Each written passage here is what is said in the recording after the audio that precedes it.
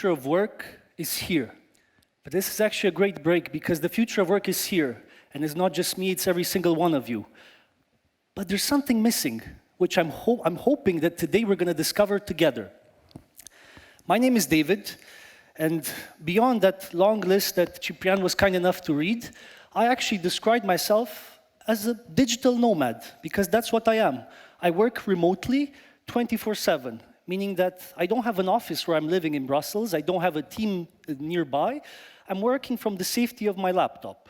And over the past 2.5 years, I've been trying to work remotely from all sorts of different places. I've worked remotely from cafes, from restaurants, from airport lounges, from home, like many of you have, and even from the beach. Yes, I tried it and I almost burned my laptop, so I don't recommend that one. But probably the most unusual remote work experience I had was actually in Sovata, close to my hometown of Târgu Mureș. I tried taking calls while walking. Not recommended either. My colleagues had a laugh, I almost got myself killed, so not recommending this. But again, over the past 2 years, I was fortunate enough to work remotely, and I know many of you here in the room today, or just like myself, knowledge workers, which means that you're able to work from behind the safety of your laptops, even in COVID times. I'm sure you were able, most of you, or some of you at least, to do this. Ideally, obviously, not whilst walking on the street, but I'm sure you managed to work from your laptops. Where I'm trying to lead you to is the fact that we were very lucky, many of us here in the room today, that had this opportunity. Unfortunately, around the world, it was a privilege for people to work remotely over the past 2.5 years. And nobody is grateful enough, I think, for this opportunity that we all had maybe in this room today. Speaking of COVID and the really tragic times we've all been living over the past 2 years, does this picture behind me look familiar? By show of hands, how many of you in the room today were actually in the difficult situation of having to either close down your business or to fire people during the past 2 years? Anybody who had this? Okay. Thank you. I see a few hands raised. And I'm grateful that you had the courage to raise them, and I'm sure there's more people. Let me ask you another question. How many of you actually either lost your job or know somebody who lost their job during the past 2.5 years? Anybody in your community, also by show of hands?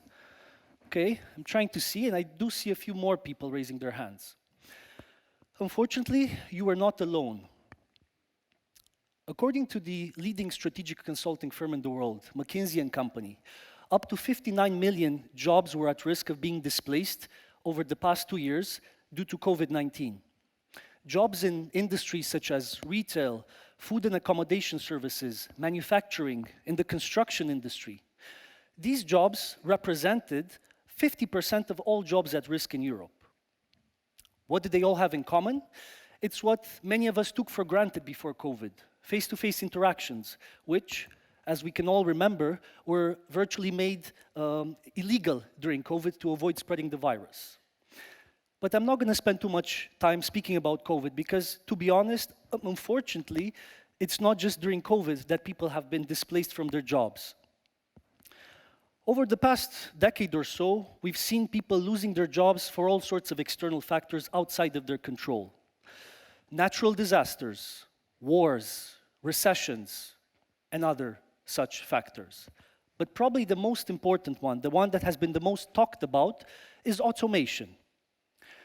Some researchers argue that industrial robots like the one in the photo behind me are displacing people from low-paying, repetitive jobs, freeing them up to do more rewarding and meaningful work. Which, in theory, is true. Yes, it's important to do more meaningful work. However, the fact of the matter is that these same people working on factory floors, in warehouses around the world, or as we speak here at TEDxBaiaMare, losing their jobs due to automation. And they're not alone. People are confronted with this reality across all industries. According to McKinsey, 51 million people in Europe are at risk of losing their jobs due to automation by the end of the decade.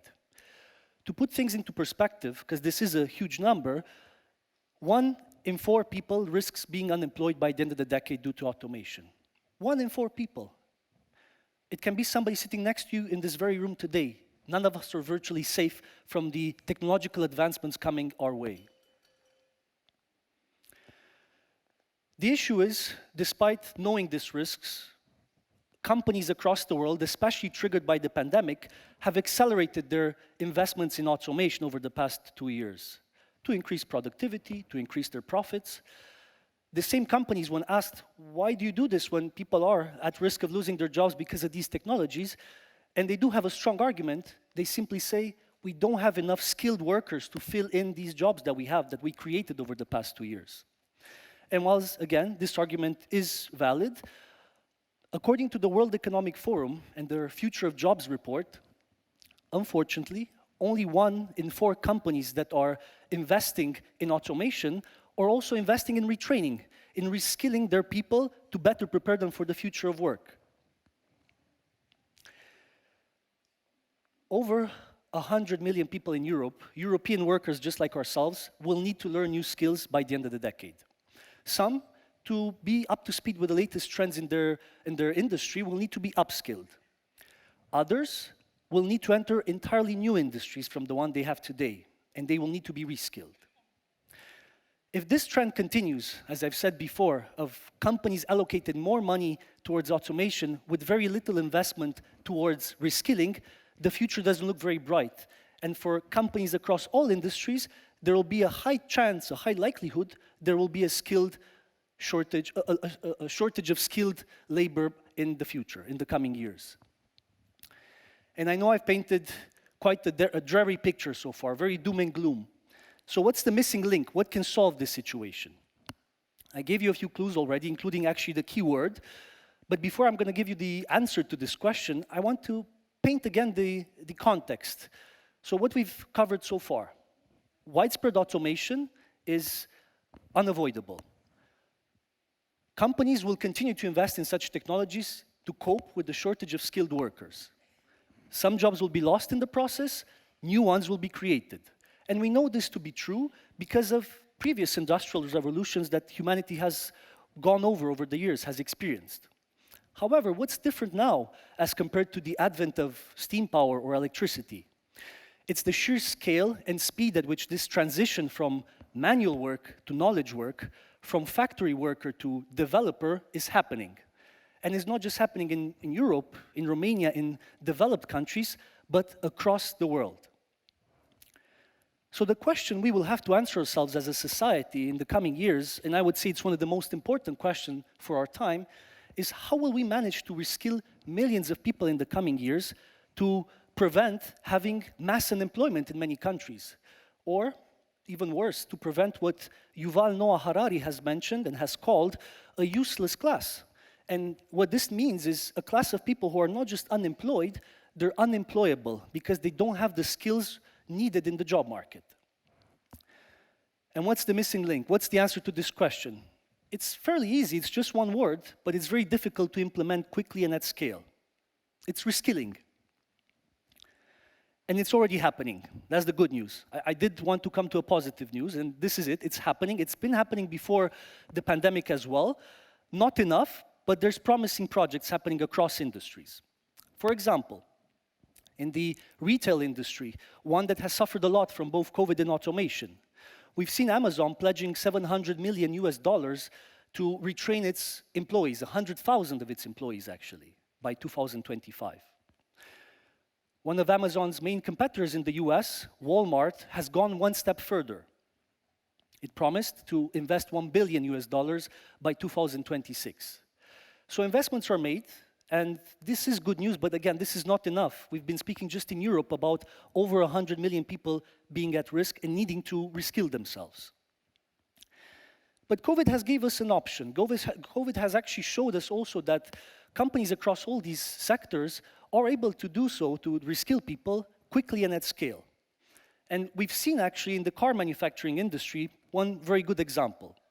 Ford and General Motors have retooled their factories to produce ventilators in order to help medical device companies to cope with the demand from hospitals of ventilators, this key equipment during COVID and not just during COVID. Even in the clothing industry, you probably would have not imagined, but employees from Brooks Brothers and New Balance, I'm sure brands that you all know, have started producing surgical masks and hospital gowns to help hospitals with their lack of stock for these particular products. So again, we have some good news, we have some bad news. I think the way we should look at it, and this quote really represents the gist of everything that I've just said, COVID has been a tremendous time for all of us in a negative way. It has really caused a lot of suffering in the world at the personal and at the societal level. But it also had with it, with this experience, a hidden opportunity to take a step back, reflect, re-examine ourselves and our society. And when it comes to the future of work, besides providing some of us with the opportunity to work remotely, which we're very grateful for, it also showed how companies can actually do what I think is the future, reskill people constantly, at scale, and quickly. So the question I want to leave you with today is how can we take all of these lessons from COVID-19, how can we take them and scale them across industries, both quickly and at scale, and help the millions of people who are facing the real likelihood of losing their jobs in the coming years, how can we give them the opportunity to reskill? And my message is, let's not wait for another crisis to come our way and start reskilling people today. Thank you.